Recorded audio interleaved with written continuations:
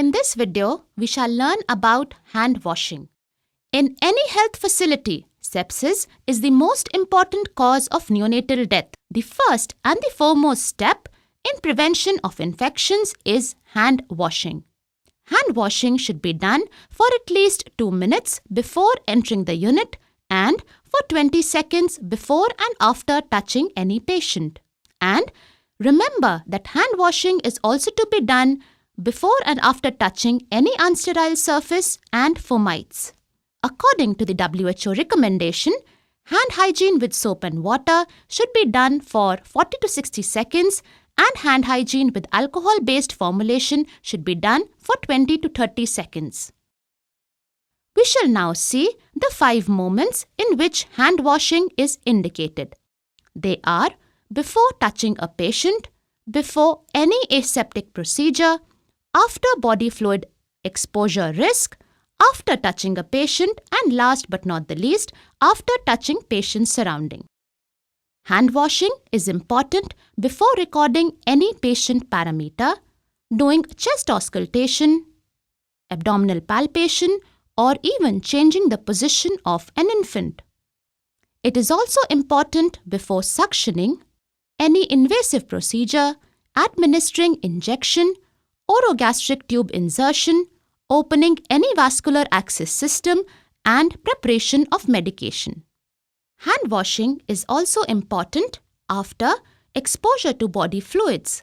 This can happen during suctioning, dressing of a wound, administering injections, manipulation of any fluid sample, insertion of an endotracheal tube, removal of an endotracheal tube, cleaning up urine, feces, vomit, handling waste like bandages, napkins, and pads, or cleaning of contaminated and visibly soiled material or of medical instruments. Simple procedure like after touching a patient after taking pulse, taking the blood pressure of an infant also mandates hand washing.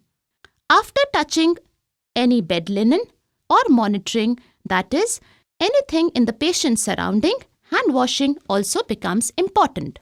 Handling the baby's incubator, handling the warmer, handling the devices attached to the baby, handling the baby's probe, the blood pressure cuff, the IV tubings, the syringes, and the orogastric tube also requires hand washing by the healthcare provider.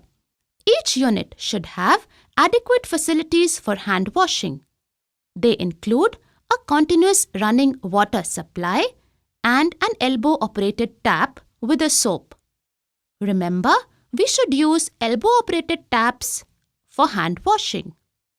This is not ideal for hand washing because there is no elbow-operated tap. Also, the sink is not deep to allow enough space for proper hand washing. Before hand washing, remove the wristwatch, remove the bangles and the rings. Now, roll the sleeves above the elbow. First and foremost, wet your hands with water. Apply enough soap to cover all the hand surfaces until the elbow. Now, close the tap with the elbow and start washing your hands in the following sequence. Rub your hands palm to palm. Then, right palm over the left dorsum with interlaced fingers and vice versa. Then, palm to palm with fingers interlaced, followed by the back of the finger to the opposing palms with the fingers interlocked. Rotational rubbing of left thumb clasped in the right palm has to be done and vice versa to be repeated. Rotational rubbing backwards and forwards with clasped fingers of the right hand in the left palm and vice versa. Then, wrist and the forearm up to the level of the elbow. After washing your hands, always keep them at a higher level than the elbow. Now, close the tap using the elbow. Dry your hands by keeping them vertical by air or using a single-use sterile napkin or a paper. Remember, wet hands transfer pathogens much more readily than dry hands. Never use a common towel for drying the hands. Discard the napkin in the bin kept next to the patient for the respective purpose.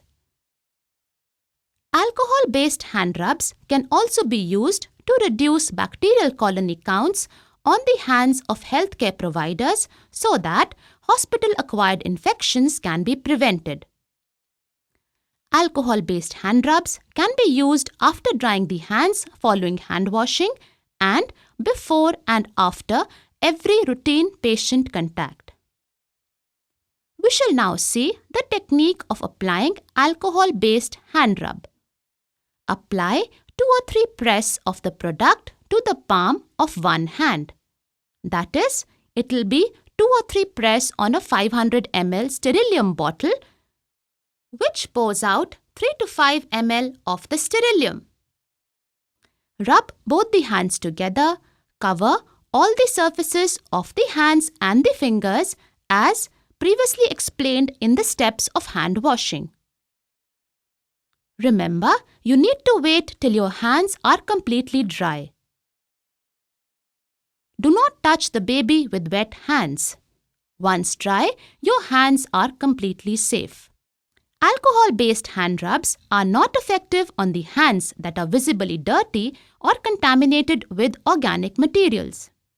In such a scenario, hands must first be washed with soap and water, even if antiseptics are to be used as an adjunctive measure. Some points to remember. Soap and alcohol-based hand rubs should not be used concomitantly. Keep your nails short and pay attention to them while washing your hands.